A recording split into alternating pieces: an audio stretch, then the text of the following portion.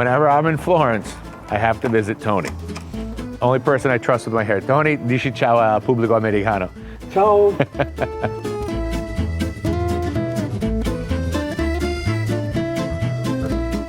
So there's only one person that I trust with my hair, and he's standing behind me right now.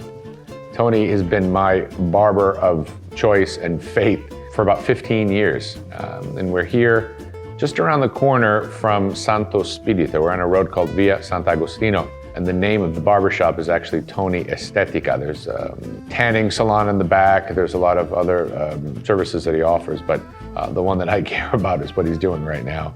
And that is cutting my hair exclusively with scissors. So in Italian, they say barbiere di fiducia. And that, of course, is the barber that you trust. In fact, Tony and I share origins as well. He's from the south of Italy, Teano, which is actually just a couple of towns over from where my mom is from in the province of Caserta. So that's also another bond that we share together.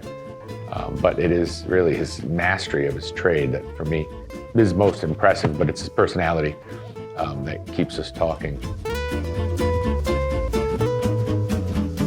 He is an avid fan of the Fiorentina soccer team, and in fact, years past, cut the hair of some of its most famous team members as well, and in fact is also the personal barber of the former Prime Minister of Italy, named Matteo Renzi, in fact, former mayor of Florence, but then later Prime Minister as well, Matteo Renzi, who every once in a while I'll see here with his bodyguard just before or after I am getting my hair cut as well. So there's a lot of history in this place, just as much sometimes as what we're talking about there out on the streets as well.